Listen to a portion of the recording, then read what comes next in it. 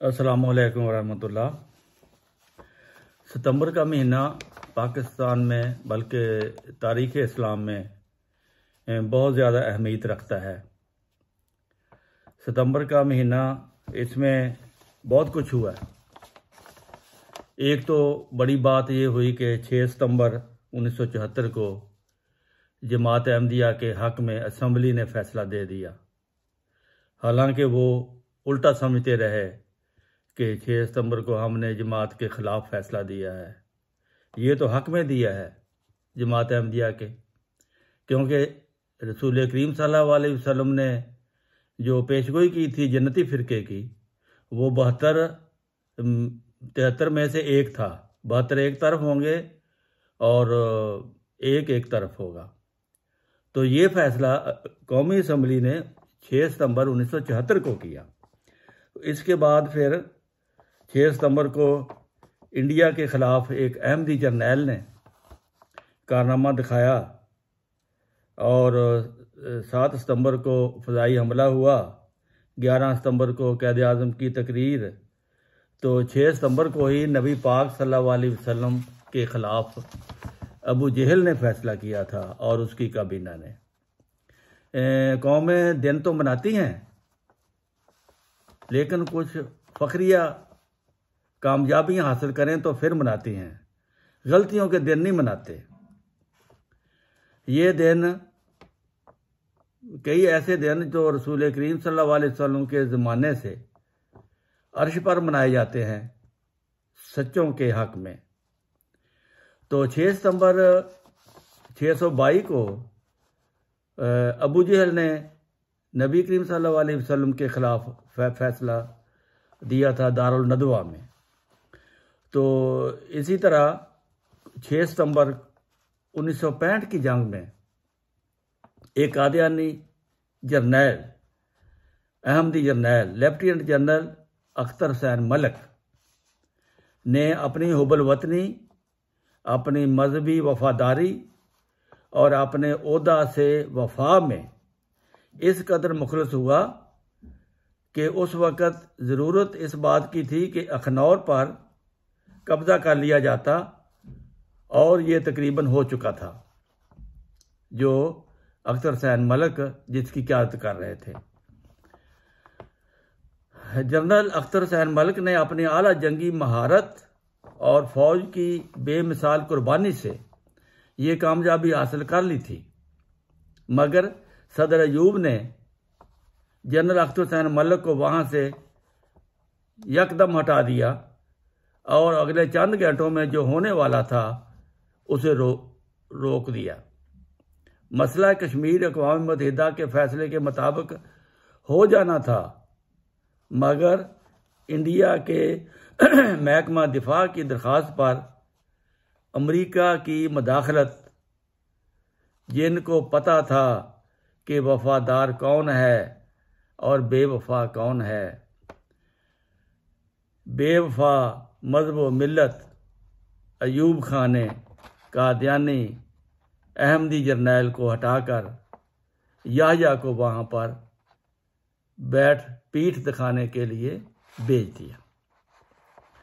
इसी तरह 7 सितंबर 1974 के फ़ैसले के लिए सारे मुल्ला हज़रत मिर्ज़ा नासिर अहमद खलीफतुल मसीह सालिस रहमतुल्लाह ताला के सामने लाजवाब होकर हार जाने पर भुट्टो के कदमों में जा गिरे और वफा का झूठा वादा किया।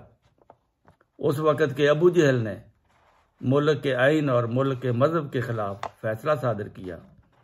रसूल करीम सल्लल्लाहु अलैहि वसल्लम ने कभी किसी खुद को मुसलमान कहलाने वाले को गैर मुस्लिम नहीं कहा था। तो गोया ये दिन ख़त्म नबूवत, ख़त्म दीन, ख़त्म अखलाकियात, ख़त्म इंसानियत, ख़त्म अदल व इंसाफ, ख़त्म वफ़ा रसूल सल्लल्लाहु अलैहि वसल्लम के तौर पर मुल्ला ने मुंतखब किया। 6 सितंबर अर्श पर सच के तौर पर, हुब्बुल वतनी के तौर पर ही मनाया जाता है और मनाया जाता रहेगा। 6 सितंबर अर्श पर वफाए रसूल सल्लल्लाहु अलैहि वसल्लम के तौर पर और 73 से 72 को अलग और एक नाजी जमात की शनाख्त के तौर पर मनाया जाता है, जिसको झूठे लोगों ने मिलकर रसूल करीम सल्लल्लाहु अलैहि वसल्लम के मुताबिक मुत्तफ़िका तौर पर अपने बेशुमार इख्तलाफात के बावजूद इस बात पर मुत्तफ़िक हो गए कि अपने सब से अलग और मुख्तलिफ जानकर अल्लाह वालों की जमात ना चाहते हुए मान लिया।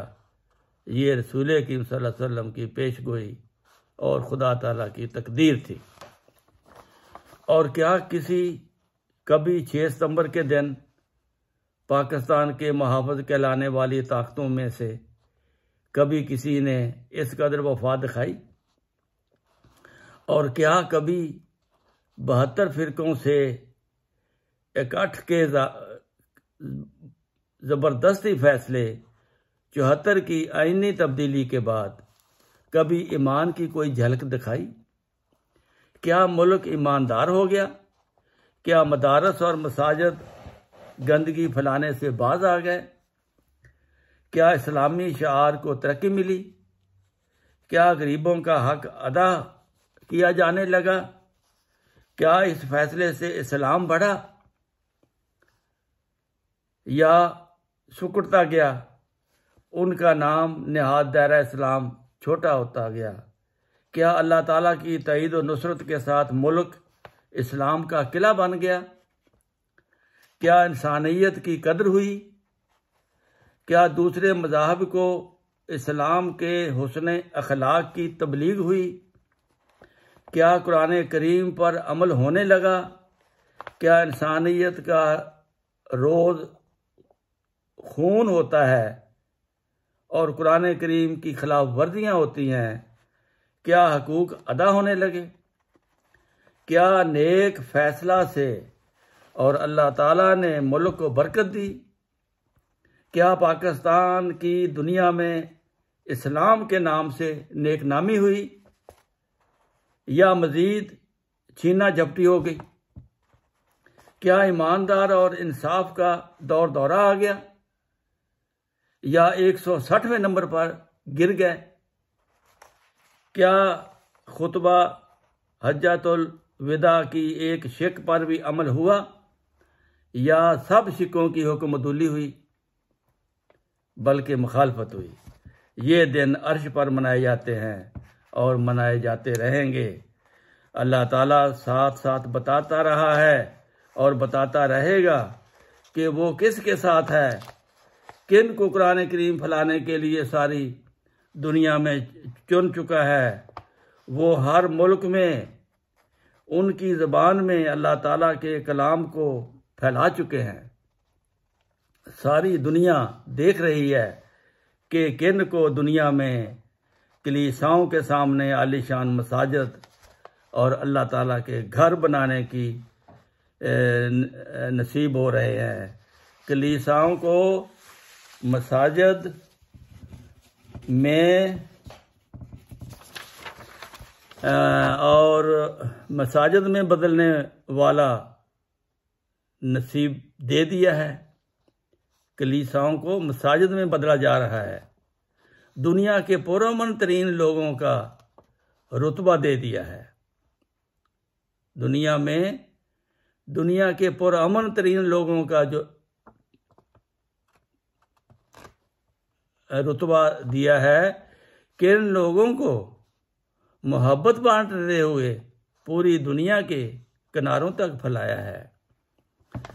और कौन है जिनका जिक्र ऐत इस्तखलाफ में है, ऐत खिलाफत, जिसमें खिलाफत का वादा अल्लाह ताला ने किया है। रसूल करीम सल्लल्लाहु अलैहि वसल्लम ने फरमाया है कि फितने उन्हीं उठेंगे और उन्हीं में लौट जाएंगे बदतरीन लोग। मखलूक और उनके पीछे चलने वालों को भी अल्लाह ताला ने अयां कर दिया है कि जिन फितने किन से उठते हैं और किन किन के वापस चले जाते हैं, ये भी अल्लाह ताला ने रोज़े रोशन की तरह अयां कर दिया। और जमात अहमदिया को अल्लाह ताला ने दुनिया के पुरअमन तरीन लोगों का रुतबा दे दिया।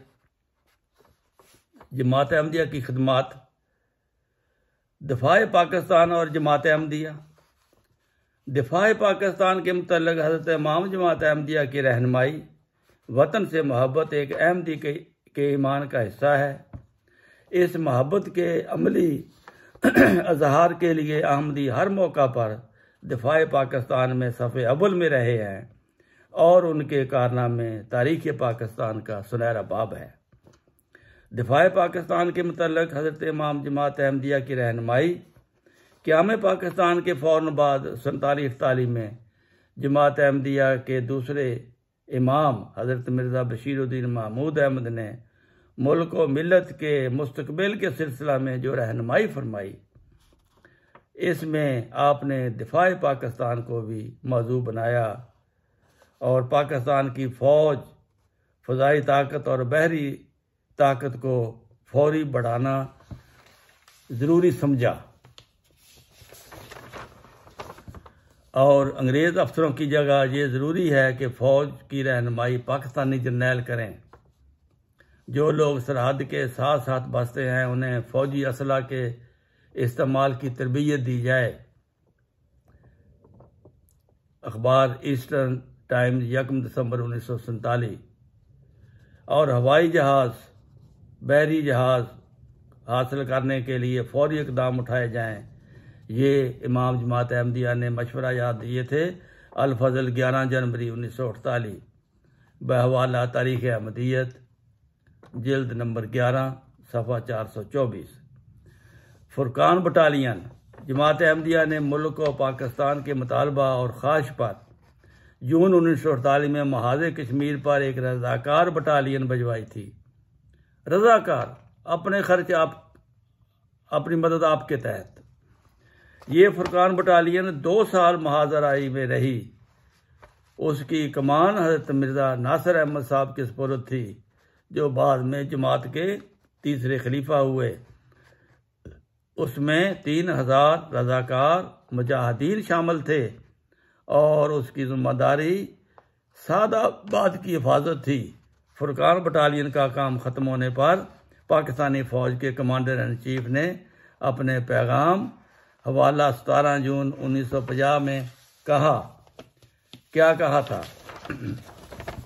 दुश्मन ने हवा पर से और ज़मीन पर से आप पर शदीद हमले किए, लेकिन आपने साबित कदमी और उल अज़मी से उसका मुकाबला किया और 1 इंच ज़मीन भी अपने कब्ज़ा से ना जाने दी।